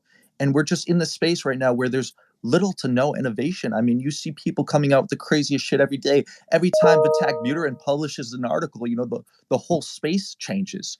I mean, there's literally nothing going on right now, but everything is going on at the same time. We are literally at ground zero, and new innovations are coming out every day. It's like people love to say this world, this space, a day in this space is like a month in the real world. Not only that, the friction for people to enter, and this is the thing we have to reduce, but even if there was like something that somebody wanted to buy today, like let's say you convinced your friend who's never heard of NFTs to buy the Time magazine drop, well, guess what? He's going to have like a 5-day waiting period on Coinbase or whatever. So the fact that you're already in a spot where everyone here is like into NFTs, or at least like really strongly thinking about them to the point where you're in, this is called Lazy Sunday NFTs. You guys are into NFTs. You're very early. If you're listening to this, I mean. What's up, Bugsy? Hey, man. Thanks for having me back up. So he just touched on it, and I've been following a lot of major projects, major people, and I stumbled upon Crypto Jesus, and come to find out the guy lives 10 minutes down the road from me, which is absolutely incredible. But the amount of people I've brought into the community, and if I look back on it, how much of a pain in the ass it is to buy a fucking NFT, what this project holds is going to truly open the floodgates to this community, to digital assets in general. And it really blows my mind, which is why like my wheels are always spinning. I could come up with 3 million ideas to that guy David that was up here before, and I could just keep going with ideas. But that's why I'm working with these guys right now, trying to throw ideas at there. One, because Crypto Jesus lives right down the road from me, and if I could talk to the guy in person, that is a way more bonded relationship than doing it through a computer and typing back and forth. So I just see so much value there. But this project as a whole, I may not understand all the technical terms and whatever the hell you guys are building in the back of a computer, but what I see is the value and the convenience and the necessity to keep ourselves decentralized and away from the hands of the central bank, in all honesty. So I support you guys 100%, and I just want to throw that out there to all the listeners also. Thank you so much, Bugsy. Yeah, I think a huge part for us here is not only the technological innovation, but also the innovation on the ease to access side, like you were mentioning. I think it's such a key and integral part for us in this project. The fact that someone could just use their card and just tap it on and purchase an NFT just like that, instead of having to go through all these steps, because there's such a large educational barrier to entry to get to the level we are right now, to be purchasing NFTs, to get to this space. And whatever we can do to innovate in the sector, whatever we can do to, eliminate these barriers is really what's going to change the entire space for good. The other thing is, if you think of how a lot of the top percent of people that have wealth in this country or in the United States, what they do is they pay people to manage their money. They don't want to get involved. They don't want to do the research. They don't want to do any of that nonsense. And I can understand that. Maybe you got a lot going on. You're going to create the same thing for a fiat currency, but on the opposite side in the digital asset. And that blows my mind that you've come up with something like that, because it hasn't been done yet. And it's so freaking early. The possibilities are endless, absolutely endless. So, yeah. Thank you, man. We really appreciate that. Yeah, no problem. I'm going to step back down and cooking pasta. Yeah, and I the idea of kind of democratizing access to cryptocurrencies and yield, really what we're talking about is yield here, and passive income is so important for those lower percent people or higher percent people like us. We're all in this space, so clearly we're not in the top 1%, right? We're the other 99. But you put all our money together, this is a sea of wealth, that can generate yield and lift people out of less than ideal living situations and open their eyes to possibilities. And just the idealism and the possibilities. If it doesn't get you excited, then I don't know what else will.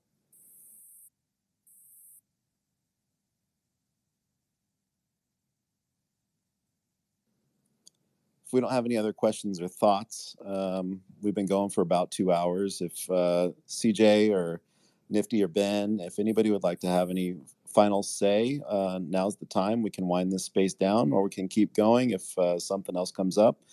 But I'm going to leave the floor open for a second here.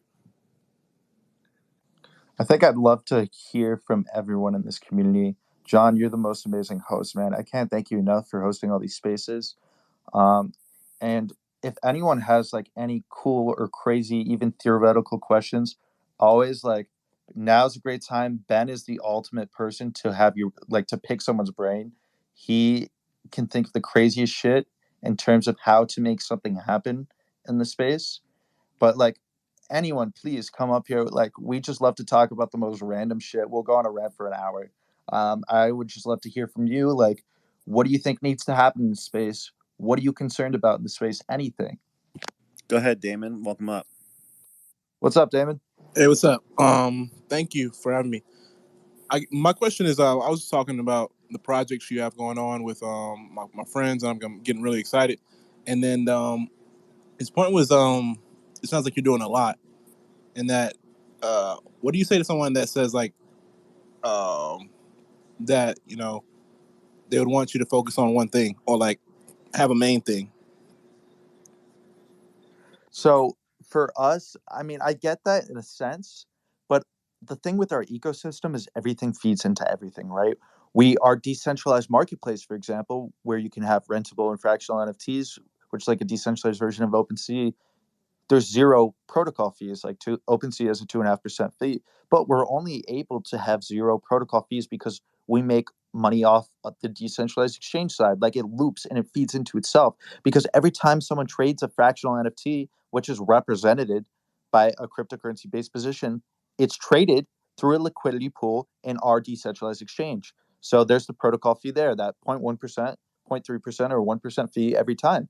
It feeds back through. And the money you would normally convert on Uniswap that you would to get ready for OpenSea, to convert it to wrapped Ethereum or whatever it is, instead you would do through our own ecosystem, and you'd go through our our decentralized exchange.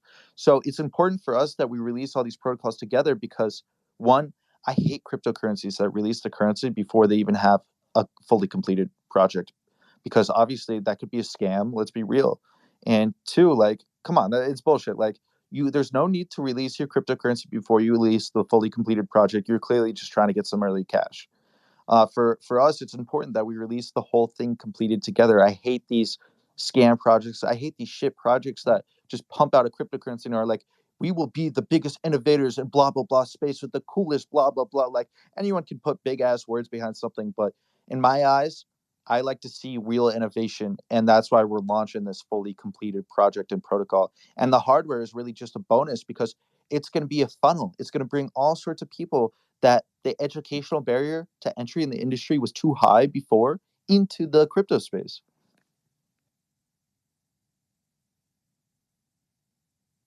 Thank you. That makes a lot of sense to me. I'll relay the message. Thank you, man. And then the NFT sale will happen. The funds will go towards an audit, and then realistically, CJ, you said we're looking at a 6 to 9 month window of time for platform protocol launch. Yep. Yeah. So it's 100% dependent on our auditor. Obviously, security is our number one concern, and obviously, you guys want to know that our code does exactly what we say it does. So our auditor is going to come in. They're going to go over all of our code, look for any security flaws in anything. They're going to compare it to our white paper and all of our other documentation. They're going to say, hey, the code does what they say it does, and it's secure for you guys to interact with. And as soon as they say that, we're releasing our cryptocurrency in our fully completed protocol, because our number one concern at the end of the day is security and safety for you guys. God forbid there's a slight loophole somewhere in our code. We need to know that before we release the protocol. If we wanted to, sure, we could release the fully completed thing in a month without any issues. But, there is potential for security concerns. And our number one concern is making sure our users are secure and protected. So that's why this audit is really important to us. And that's why we're willing to pay all this money to have the best auditor come in and audit our smart contracts. I say 6 to 9 months because the average backup for an auditor right now is about 5-6 months. So it's really going to be dependent on our auditor. If our auditor can get to us in 3 months and finish in 4, then we'll have everything released in 4 months.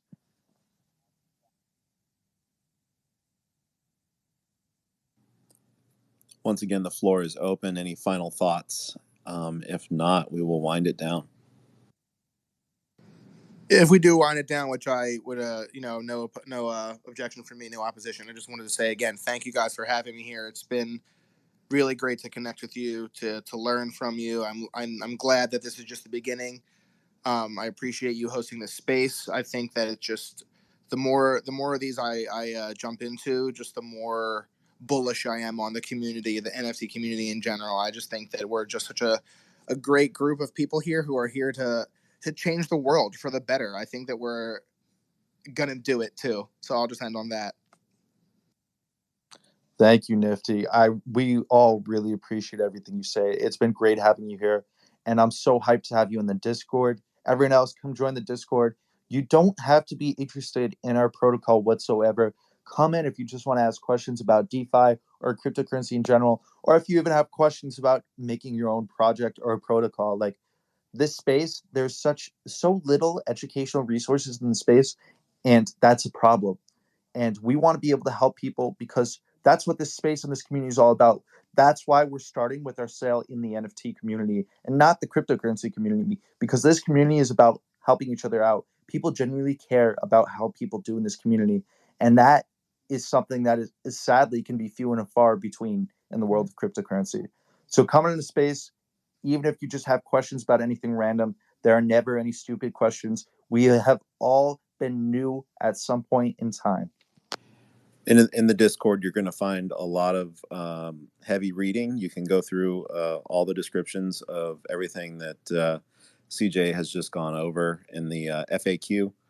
And then the NFT sale is 8:30 p.m. Eastern? Yes, Eastern on Tuesday. Eastern. Also, I'm going to put up a pin right now. I'm doing a $500 giveaway. For all you have to do is read my article, like and retweet it, and then comment your favorite part about the article. So I'm giving away $500 just for people to learn about decentralized finance. Awesome.